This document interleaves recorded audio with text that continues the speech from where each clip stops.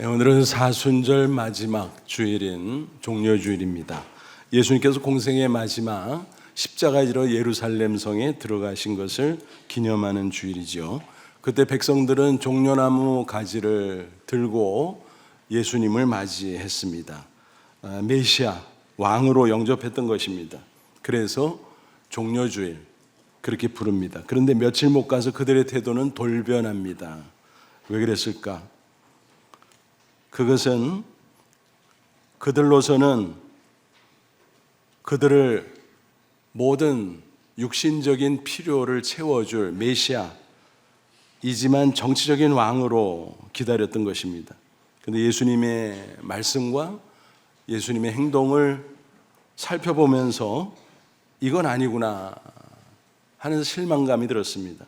또 마침 종교 지도자들이 예수님을 제거하려는 시도가 있었습니다. 이 모든 것들이 맞아 떨어져서 마침내 예수님은 체포됐고 십자가에 못 박혀 죽었습니다.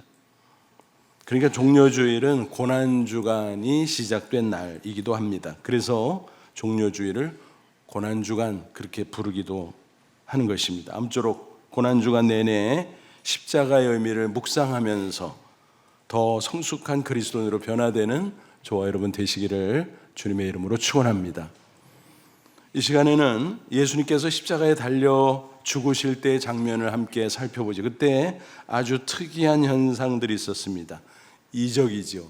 이적이란 말은 표적이라고도 하는데 쉽게 말하면 뜻이 있는 기적, 메시지가 있는 기적, 그렇게 이해하시면 되겠습니다. 예수님이 운명하실 무렵 사방에 어둠이 임했어요. 지진이 일어났습니다. 그리고 땅이 흔들리며 돌 무덤이 깨지고 문이 열리고 난리가 났었습니다. 놀라운 이적들이죠. 이적은 문자 언어가 아니라 상징 언어죠. 그래서 그런 이적들을 통해서 하나님께서 뭔가 말씀하시기를 원하셨던 것입니다. 메시지가 있었다는 것입니다. 마치 이런 것이죠. 잘 봐라. 이래도 예수가 나 하나님의 아들 아니냐? 잘 봐라. 이래도 십자가 죽음이 인류를 구원하는 대속의 십자가가 아니냐? 이런 말씀을 하고 싶었던 것입니다. 그 중에 본문을 보니까 사방에 칠흑 같은 어둠이 임한 이적이 나타났지요. 45절 보세요. 제6시로부터 제6시는 지금의 우리 시간으로 바꾸면 정오입니다. 온 땅에 어둠이 임하여 제9시 오후 3시까지 계속하더냐. 한번 따져보세요, 여러분. 정오라면 가장 밝은 시간대 아니겠습니까? 근데 그때 사방에 칠흑 같은 어둠이 임했다. 그거는 놀라운 일이 아닐 수 없죠. 3시간 동안 계속됐다. 어마어마한 일입니다. 그런데 혹자는 이런 현상을 합리적, 과학적으로 설명해 보겠답시고 이렇게 말합니다. 그거 일식이었어. 천만의 말씀이죠. 6월절이라 시기적으로 거의 만월 즈음입니다. 그러므로 맞질 않아요. 일찍 일어날 수 없어요. 설사 일어났다 하더라도 몇 분이면 끝나는 것입니다. 또 혹자는 이렇게 말하기도 해요. 아프리카 쪽에서 지중해를 건너 열풍이 불어왔어. 그 열풍에 흙먼지가 섞여 있었거든. 마치 우리 중국 황사가 몰려오면 낮에도 컴컴하잖아요. 그러나 침침한 수준이 칠흑 같은 어둠은 아니죠. 그러니까 이리 따져봐도 저리 따져봐도 명백한 하나님의 이적이었다는 사실입니다. 그 광경이 얼마나 놀라웠는지 현장에서 사형을 집행하는 전 과정을 목격하며 지휘했던 로마 장교 백부장이 뭐라고 고백하죠? 54절 보십시오. 백부장과 함께 예수를 지키던 자들이 지진과 그 일어난 일들, 어둠이 포함되죠. 보고 심히 두려워하여 이르되 이는 진실로 하나님의 아들이었도다 하니라. 이 예수는 단순한 사형수가 아니야. 보니까 참 하나님의 아들 맞네 라는 고백입니다. 또 이어서 예수님이 부활하셨잖아요. 그 전 과정을 보면서 이 백부장은 전승에 의해 우리가 들으니까 예수님을 나의 구주로 영접했다는 것입니다. 그리고 멀리 튀르키예까지 가서 십자가와 부활의 복음을 증거하다가 순교했다고 전해지고 있습니다. 그러면 구체적으로 그 어둠의 의미는 무엇이었을까? 십자가를 바라보는 하나님의 마음을 상징적으로 보여주고 있습니다. 그 마음은 무엇입니까? 하나님의 진노입니다. 그리고 동시에 하나님의 사랑입니다. 하나님은 공의로운 분이죠. 그러므로 죄를 결단코 묵과하지 않습니다. 반드시 심판하십니다. 그게 하나님의 진노죠. 예수님은 하나님의 아들이지만 그 시점에서 인간의 모든 죄를 짊어진 흉물로 보였습니다. 그래서 진노하셨던 것입니다. 그리고 인간의 죄를 대속하게 하심으로써 믿는 자마다 죄와 사망에서 구원받게 되는 그런 놀라운 역사를 이루신 것입니다. 이를 위해서 당신의 독생자를 희생제물로 내어주신 것입니다. 하나님은 독생자를 끔찍이 사랑하시지만 동시에 우리 인간도 죄인이지만 불쌍히 여기고 그만큼 사랑하신다는 사실입니다. 그 사랑이 담겨져 있는 것입니다. 이와 같은 하나님의 마음을 비유적으로 표현하면 뭐라고 말할 수 있을까요? 까맣게 타들어간 하나님의 마음. 까맣게 타들어간 하나님의 마음. 그렇습니다. 하나님의 진노와 사랑. 이를 동시에 보여주는 성경 구절이 곳곳에 있는데 그 중에서 대표적인 것이 로마서 6장 23절이죠. 죄의 삭은 사망이요 하나님의 은사 선물은 그리스도 예수 우리 주 안에 있는 영생이니라. 죄의 삭은 사망 무슨 얘기예요? 공의로우신 하나님이 죄의 대가를 치르게 하신다. 진노하시고 심판하신다. 그것이 바로 사망이다. 그것은 육체적 사망만 가리키는 게 아니에요. 그 전에 육체 속에 깃들어 있는 영혼이 죄로 말미암아 하나님과 단절된 상태. 그래서 하나님으로부터 신령한 생명과 또 평안과 기쁨과 지혜와 그런 것들이 단절되어 막혀서 흘러들어오질 못합니다. 그러니까 영혼이 공고한 거죠. 육체적으로 멀쩡하고 안락하기조차 하는데 이상하게 공고해요. 영적인 죽음의 증상입니다. 또 육체의 죽음 이후에 어떤 일이 벌어집니까? 영원한 지옥에 떨어져서 영원히 고통 가운데 살아가는 것, 그것이 영원한 사망이에요. 이처럼 육적인 사망, 보다 더 심각한 영적 사망, 영원한 사망에 이르는 그것이 하나님의 진노로 이루어지는 심판인 것입니다. 그런데 하나님께서 우리 인생들을 불쌍히 여기시고 예수 그리스도를 희생의 제물, 속죄 제물로 보내주셔서 그를 믿는 자마다 죄와 사망에서 구원받고 영생을 얻게 하셨다. 그것이 하나님이 우리에게 주신 선물입니다. 놀라운 하나님의 사랑의 선물이죠. 이 두 가지 마음을 충족시키고자 하나님은 십자가에 달린 예수 그리스도에게서 얼굴을 돌려버리십니다. 예수님 버림당한 겁니다. 어둠 속에 방치된 채 홀로 절규하는 예수님의 모습 상상해 보십시오. 그토록 친밀했던 하나님과의 부자관계가 단절되어 버렸던 것입니다. 예수님 평소에 하나님을 아버지라 불렀잖아요. 어떤 때는 아주 친밀하게 아빠 아버지라 불렀잖아요. 그런데 그 순간은 마치 원수지간처럼 외면당했던 것입니다. 여태껏 당한 육체적 고통, 정신적 고통, 그보다 더 심각한 영적 고통을 당한 것이었습니다. 채찍에 맞으시고, 여러분 그 채찍은요 그냥 단순한 가죽 채찍이 아니에요. 그 가죽에 쇠붙이들이 쭉 붙어 있어요. 그래서 채찍질을 하면 몸에 휘어감기면서 살점이 뚝뚝 떨어지고 거기서 피가 흐르고 선혈이 낭자합니다. 얼마나 아팠을까요? 또 손과 발에 못이 박혔습니다. 정확하게 말하면 손목에 못이 박혀 얼마나 고통스러웠을까. 피가 철철 흐르고 또 창에 찔리시고 그것이 육체적인 고통이에요. 우리의 상상을 초월하고 또 초월하는 고통이었을 것입니다. 그뿐 아니라 정신적 고통 뭐예요? 존귀하신 하나님의 아들이 벌거벗겨진 채 많은 사람들이 보는 가운데 수치를 당하셨어요. 그리고 욕설을 들으셨어요. 얼마나 정신적인 고통이 컸겠습니까? 그런데 그와 비교할 바 없는 그런 영적 고통, 하나님 아버지와 단절되는 극한적인 고통을 당하셨다라고 하는 것입니다. 그래서 어둠 속에서 주님은 절규하실 수밖에 없었습니다. 46절 제9시쯤 오후 3시쯤 운명하시기 직전 예수께서 크게 소리질러 이르시되 엘리 엘리 라마 사박다니 하시니 이는 곧 나의 하나님 나의 어찌하여 나를 버리셨나이까.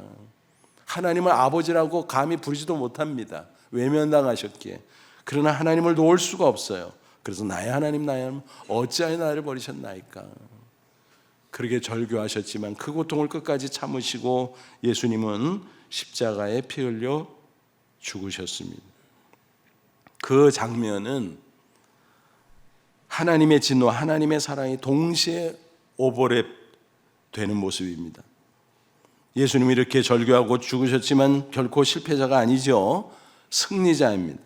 하나님은 빛이잖아요. 예수님도 빛입니다. 어둠을 물리치고 승리하셨던 것입니다.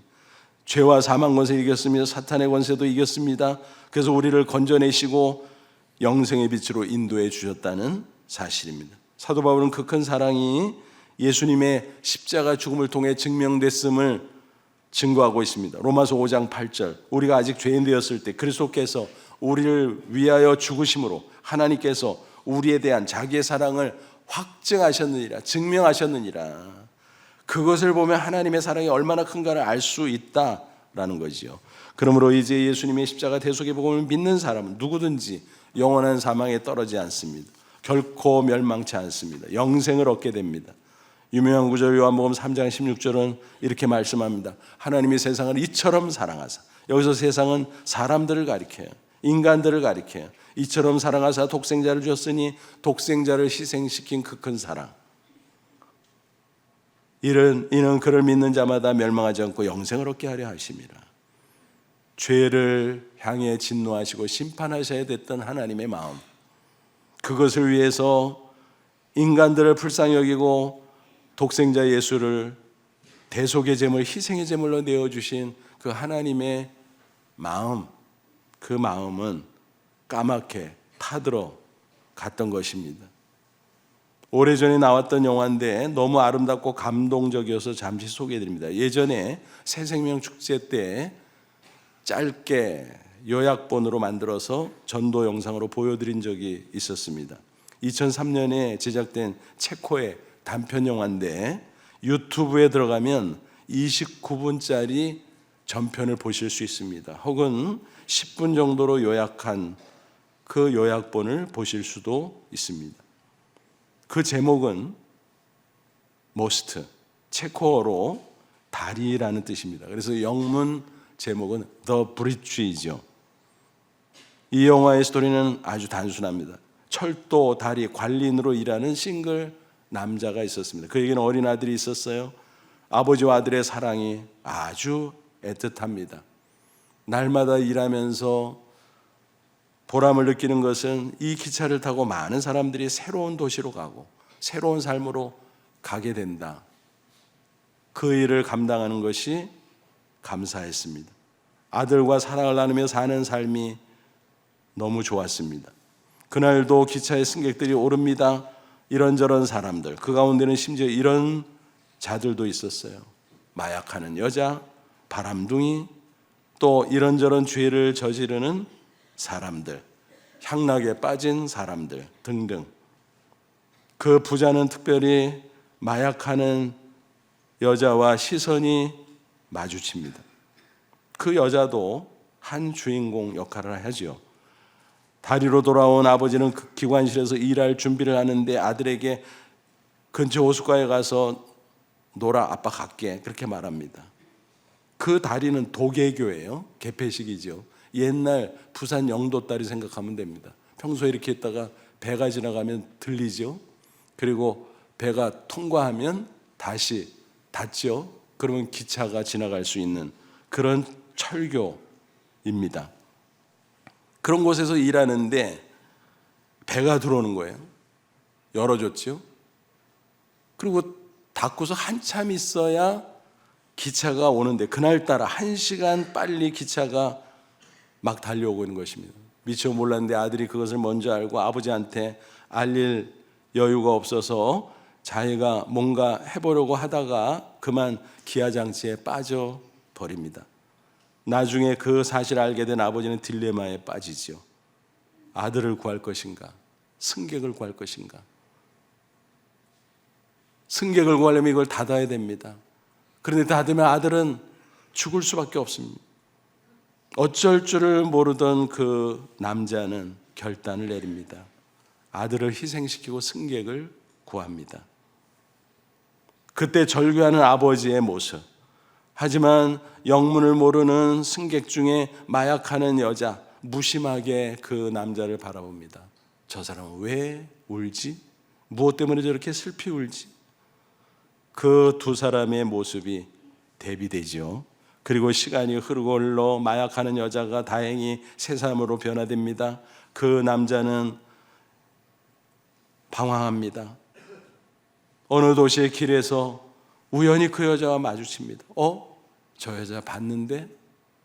근데 놀랍게도 그 여자의 품 안에 안긴 아이는 죽은 자기 아들과 빼어 닮은 모습이었습니다. 깜짝 놀랐습니다. 밝게 웃는 그 모자의 모습을 보면서 그 남자는 감동을 받습니다. 비로소 그 어두웠던 얼굴이 밝아집니다. 그리고 마침내 그 남자는 양팔을 치켜들고 만세를 부릅니다. 뒤로 넘어질 정도로. 그게 영화의 마지막 장면입니다. 무슨 뜻입니까? 나의 선택은, 나의 결단은 잘못된 것이 아니었다. 열매가 있구나. 그런 감동이었던 것입니다. 여러분, 하나님 아버지의 사랑은 이런 것입니다. 예수님의 사랑은 그런 것입니다. 우리는 그 사랑 덕분에 믿음으로 구원받고 새 사람이 된 것입니다. 그 영화를 보면 그 아버지가 아들을 죽이면서까지 승객들을 구원했지만 그들은 아무것도 모른 채 기차 안에 앉아서 자기들 각자의 할 일을 하고 무심하게 가고 있습니다. 혹시 우리 주변에 그런 부류의 사람들이 있지 않은지 모르겠습니다. 2000년 전 하나님 아버지는 까맣게 타들어가는 마음으로 그 아들을 십자가에 못 박히도록 희생하셨지만 그것을 아는지 모르는지 무심하게 살아가는 군상들, 그 가운데 다행히 우리는 예수님을 나의 구주로 믿고 구원받게 됐습니다. 적어도 우리는 그 사랑을 깨달아야 할 것입니다. 까맣게 타들어간 하나님의 그 마음을 알아야 하는 것입니다. 그리고 이제는 철든 자녀의 모습으로 살아야 마땅합니다. 그것이 거듭난 그리스도인의 새로운 삶의 모습인 것입니다.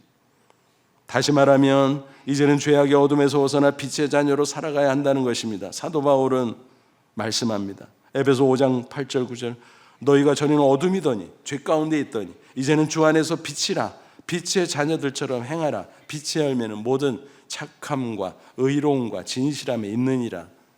빛의 열매를 맺으라는 뭐예요? 빛 가운데 거하면서 정결하게 아름답게 신실하게 의롭게 착하게 살아라. 그게 빛의 열매라는 것입니다. 그리고 그런 삶으로 또 입술로 세상 사람들에게 예수님을 증거해야 된다고 말씀합니다. 베드로전서 2장 9절 그러나 너희는 택하신 족속의 왕같은 제장들을 거룩한 나라여 그의 소유가 된 백성인 이는 너희를 어두운 데서 불러내 그의 기이한 빛 하나님의 빛에 들어가게 하신 이의 아름다운 덕을 선포하게 하려. 하나님의 그 놀라운 사랑, 예수 그리스도의 그 놀라운 십자가 사랑, 그것을 기억하고 우리를 빛 가운데 인도하신 그 사랑을 세상 사람들에게 증거하는 제사장이 되어야 된다는 것이. 제사장은 두 가지 역할을 합니다. 하나는 마음대로 하나님 앞에 나아갑니다. 아빠 아버지라 부르며. 그런데 다른 하나는 뭐예요? 다른 사람을 하나님의 빛으로 인도하는 것입니다. 그 사명을 가진 사람이 바로 예수 그리스도를 믿고 새 사람 된 우리 그리스도인 것입니다. 나 자신도 빛나고 더 나아가 다른 사람도 빛 가운데 인도하는 사람, 빛의 자녀입니다. 여러분 기억하십시오. 우리가 이처럼 빛의 자녀로 살아갈 때 까맣게 타들어간 하나님의 마음을 시원하게 해 드릴 수 있는 것입니다. 이처럼 하나님의 마음을 시원케 한 분을 소개하고 싶습니다. 그 주인공은 재미교포 심재훈 박사. 그는 내과 전문이에요. 미국과 한국으로 가면서 오랜 세월 의료봉사를 하셨던 분입니다. 어려서 사연이 있었어요. 부모가 이혼해서 오갈 데가 없었습니다. 아무도 돌보지 않은 가운데 떠돌이 생활했습니다. 외톨이로. 공부할 수 있는 처지가 아니죠. 하지만 포기하지 않았습니다. 미국 무대 하우스보이, 일하면서 고학했습니다. 고등학교를 졸업하고 의과대학을 졸업하고 마침내 전문의가 됩니다. 그리고 미국으로 건너가죠. 의대 시절 세례를 받고 그리스도인이 됐는데 하나님의 그 큰 사랑을 결코 잊을 수가 없었습니다. 그래서 삶의 현장에서 그 사랑을 실천합니다.